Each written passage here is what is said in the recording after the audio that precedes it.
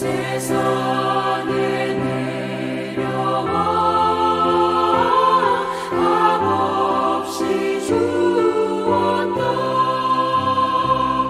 이것이 귀중한 것 너무와 주느냐.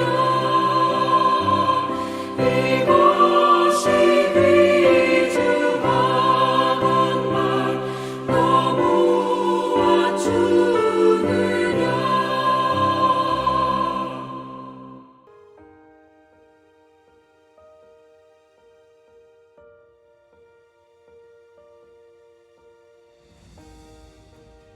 또 여호와의 말씀이 내게 임하여 이르시되 인자야 두 여인이 있었으니 한 어머니 딸이라. 그들이 애굽에서 행음하되 어렸을 때 행음하여 그들의 유방이 눌리며 그 전의 가슴이 어루만져졌나니 그 이름이 형은 오홀라요 아오는 오홀리바라. 그들이 내게 속하여 자녀를 낳았나니 그 이름으로 말하면 오홀라는 사마리아요 오홀리바는 예루살렘이니라. 오홀라가 내게 속하였을 때 행음하여 그가 연애하는 자 곧 그의 이웃 아수르 사람을 사모하였나니 그들은 다 자색 옷을 입은 고관과 감독이요 준수한 청년이요 말 타는 자들이라. 그가 아수르 사람들 가운데 잘생긴 그 모든 자들과 행음하고 누구를 연애하든지 그들의 모든 우상으로 자신을 더럽혔으며 그가 젊었을 때 애굽 사람과 동침함에 그 전의 가슴이 어루만져졌으며 그의 몸에 음란의 소돔을 당한 바 되었더니 그가 그때부터 행음함을 맞이하니 하였느니라. 그러므로 내가 그를 그의 정든 자 곧 그가 연애하는 아수르 사람의 손에 넘겼더니 그들이 그의 하치를 드러내고 그의 자녀를 빼앗으며 칼로 그를 죽여 여인들에게 이야깃거리가 되게 하였나니 이는 그들이 그에게 심판을 행함이니라. 그 아우 오홀리바가 이것을 보고도 그의 형보다 음욕을 더하며 그의 형의 간음함보다 그 간음이 더 심함으로 그의 형보다 더 부패하여졌느니라. 그가 그의 이웃 아수르 사람을 연애하였나니 그들은 화려한 의복을 입은 고관과 감독이요 말 타는 자들과 준수한 청년이었느니라. 그 두 여인이 한 길로 행함으로 그도 더러워졌음을 내가 보았노라. 그가 음행을 더하였음은 붉은색으로 벽에 그린 사람의 형상 곧 갈대아 사람의 형상을 보았음이니 그 형상은 허리를 띠로 동이고 머리를 긴 수건으로 썼으며 그의 용모는 다 준수한 자 곧 그의 고향 갈대아 바벨론 사람 같은 것이라. 그가 보고 곧 사랑하게 되어 사절을 갈대아 그들에게로 보내매 바벨론 사람이 나와 연애하는 침상에 올라 음행으로 그를 더럽히매 그가 더럽힘을 입은 후에 그들을 싫어하는 마음이 생겼느니라. 그가 이같이 그의 음행을 나타내며 그가 하치를 드러내므로 내 마음이 그의 형을 싫어한 것 같이 그를 싫어하였으나 그가 그의 음행을 더하여 젊었을 때 곧 애굽 땅에서 행음하던 때를 생각하고 그의 하치는 나귀 같고 그의 정수는 말 같은 음란한 간부를 사랑하였도다. 내가 젊었을 때 행음하여 애굽 사람에게 내 가슴과 유방이 어루만져졌던 것을 아직도 생각하도다. 할렐루야. 말씀으로 오늘을 살아가는 우리 모두에게 하나님의 은혜와 평강이 가득하시기를 주님의 이름으로 축원합니다. 오늘 본문 말씀은 우리가 예배 시간에 공개적으로 읽기에도 민망하고 불편한 이야기입니다. 반복적으로 등장하는 단어들만 나열해도 행음과 더럽힘과 음란과 간음으로 오늘 본문은 가득 채워져 있습니다. 지금 이 단어들은 단순하게 그들의 타락한 현재의 상태를 말하는 것이 아닙니다. 하나님을 등지고 세상을 더 사랑하고 의지하는 그들의 영적 간음에 대한 문제를 지적하면서 그 죄의 근원이 애굽에서부터 시작되었다라고 우리에게 고발하고 있는 것입니다. 본문에서는 두 여인이 등장하고 있습니다. 4절 말씀을 함께 읽어보겠습니다. 그 이름이 형은 오홀라요 아우는 오홀리바라. 그들이 내게 속하여 자녀를 낳았나니 그 이름으로 말하면 오홀라는 사마리아요 오홀리바는 예루살렘이니라. 아멘. 오홀라는 그녀의 장막이라는 뜻으로 북이스라엘을 가리킵니다. 또 오홀리바는 나의 장막이 그녀 안에 있다라는 뜻으로 예루살렘 성전을 품고 있었던 남유다를 가리키고 있습니다. 하나님은 이 두 성읍이 당신께 속했고 당신의 자녀들이 그 장막에 거주하고 있었음을 언급하고 계십니다. 이것은 이들 모두 하나님께 묶여있는 언약 백성이었음을 나타내고 있는 것입니다. 성경에서 하나님과 이스라엘의 관계는 부부 관계로 묘사됩니다. 그러나 5절 이하에 보면 오홀라는 하나님 대신 아수르를 사랑합니다. 정치적으로는 아수르의 막강한 군사력의 원조를 구했고 종교적으로는 그 강한 힘의 근원을 아수르가 숭배하는 신에게 있다고 믿고 정치적인 외도와 함께 종교적인 외도를 범했다는 것입니다. 8절에 보면 오홀라로 지칭되는 북이스라엘의 음란한 성향은 애굽에 있을 때부터 그 마음에 자리하고 있었다라고 지적합니다. 그래서 그 결과가 어떻게 되었습니까? 9절에 보면 하나님께서는 이스라엘이 그토록 의지하고 사랑하는 아수르 사람의 손에 이스라엘을 넘기셨다는 것입니다. 그런데 11절에 보면 남유다로 지칭되고 있는 그의 아후 오홀리바는 음욕과 간음의 수준이 형보다 더했다고 기록합니다. 남유다는 아수르뿐만 아니라 갈대아 사람 바벨론과 애굽을 번갈아 가면서 스스로를 더럽히게 됩니다. 그래서 하나님은 이렇게 말씀하십니다. 오늘 본문 13절입니다. 그 두 여인이 한 길로 행함으로 그도 더러워졌음을 내가 보았노라. 아멘. 하나님은 에스겔을 통해서 바로 이 점을 말씀하고 있는 것입니다. 예루살렘과 사마리아는 한 어머니의 딸로서 그 기원에 있어서 같을 뿐만 아니라 그 음란함에서도 다르지 않았다는 것입니다. 사마리아와 예루살렘의 차이가 없다면 그들의 운명도 다르지 않고 똑같을 것이라는 말씀입니다. 주전 9세기 중반 이후에 북이스라엘은 여로보암 시대를 제외하고는 아수르의 속국으로 살아왔습니다. 그러다가 이스라엘의 마지막 왕이었던 호세아는 애굽의 사주를 받고 아수르의 반기를 들었다가 주전 722년에 아수르 군대에 의해서 멸망하게 됩니다. 또한 주전 605년 바벨론이 갈그미스 전투에서 애굽을 대파하고 근동의 패권을 장악하게 됩니다. 이에 남유다는 바벨론 왕에게 조공을 바치게 되었습니다. 그러나 오홀라와 마찬가지로 오홀리바에게 있어서 애굽은 음행의 뿌리이자 가장 갈망하는 대상이었습니다.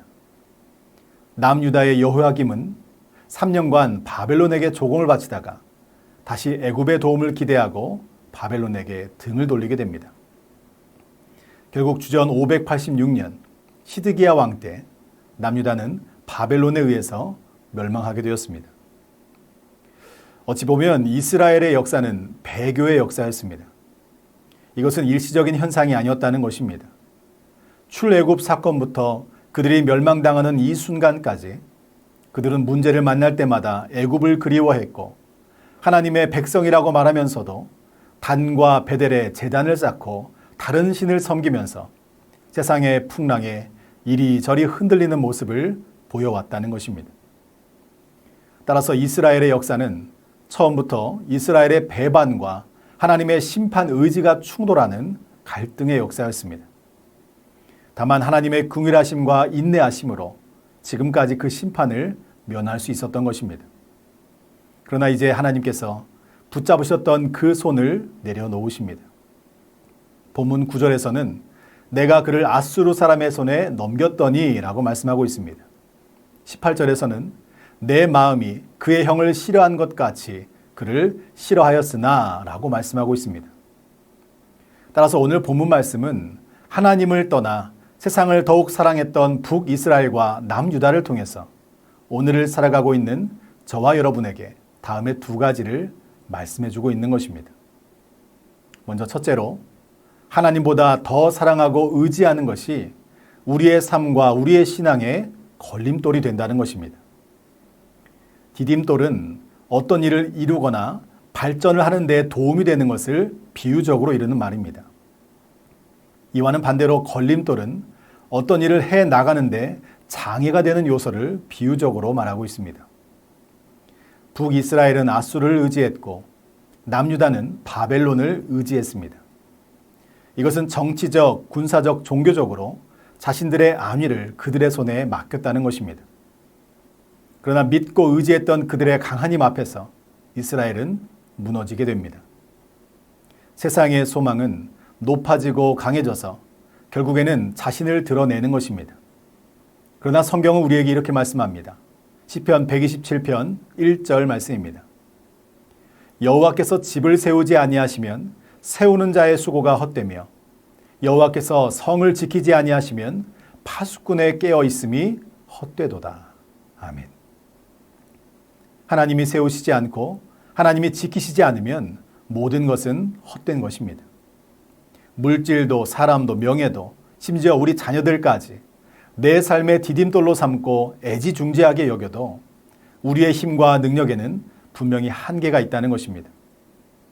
세상의 것을 디딤돌 삼아 높아지려고 하면 우리는 반드시 그 다음을 위해서 더 강하고 높은 것을 찾아야만 합니다. 나를 높여줄 무언가를 찾아 이리저리 방황하지 마시고 건축자들이 버린 모퉁이 돌이 머릿돌이 되어서 우리 삶의 중심이 되시는 오직 예수 그리스도를 반석으로 삼으시기를 바랍니다. 그렇게 예수님을 중심에 품고 살아가는 거룩한 인생이 되시기를 주님의 이름으로 축복합니다. 세상의 것은 시간이 지나면 사라집니다.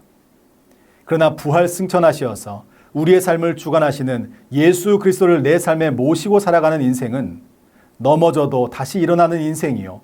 하나님께서 친히 높여주시는 하나님의 백성이라는 사실입니다.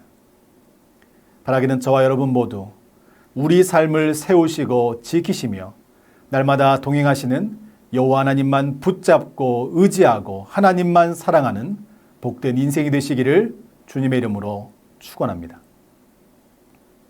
둘째로, 실패를 보았다면 보고 깨달아야 합니다. 세상에는 크게 두 종류의 선생이 있다고 합니다. 그것은 바로 진면교사와 반면교사입니다.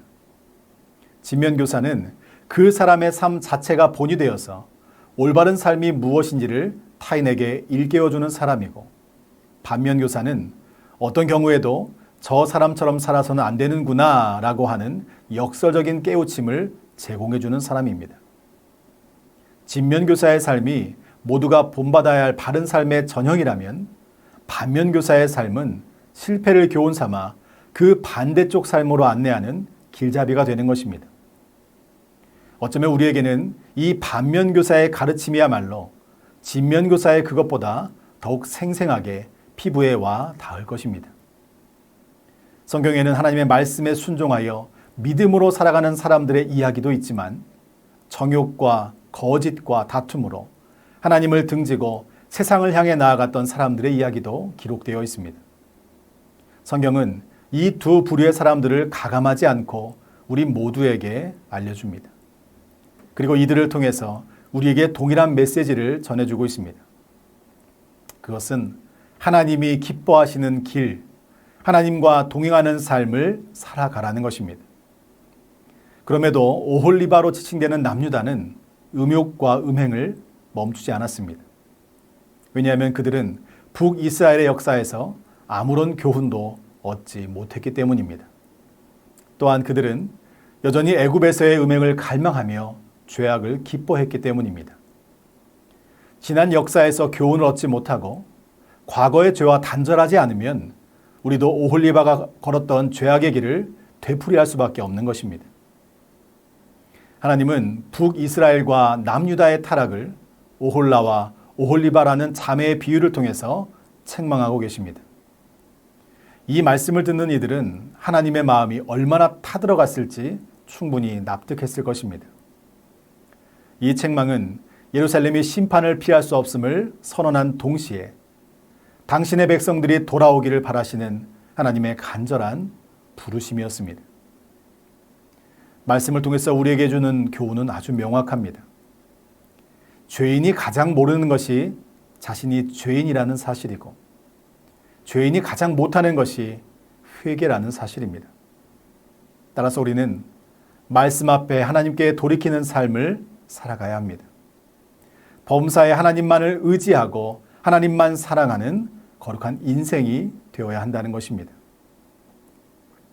사랑하는 전주안디옥교회 성도 여러분, 과거의 역사를 정리하는 것은 오늘의 교훈을 삼기 위해서입니다. 선조들의 부끄러운 역사를 거울 삼아 오늘 우리의 삶을 반성하고 돌이키시기 바랍니다. 더러운 죄를 회개하고 끊어버림으로 거룩함으로 나아가는 우리 모두가 되시기를 축복합니다.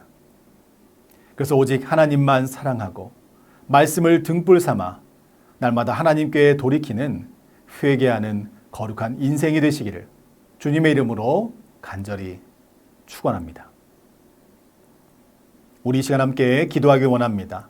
하나님만 사랑하게 하시고 말씀을 등불 삼아 날마다 하나님께 돌이키는 회개하는 인생이 되게 하여 주시옵소서. 전주 안디옥교회 새성전 건축이 하나님께는 영광이요 모든 성도들에게는 기쁨이요 믿지 않는 영혼들에게는 구원의 방주로 귀하게 쓰임받게 하여 주시옵소서. 우리 이 시간 믿음으로 함께 기도하겠습니다.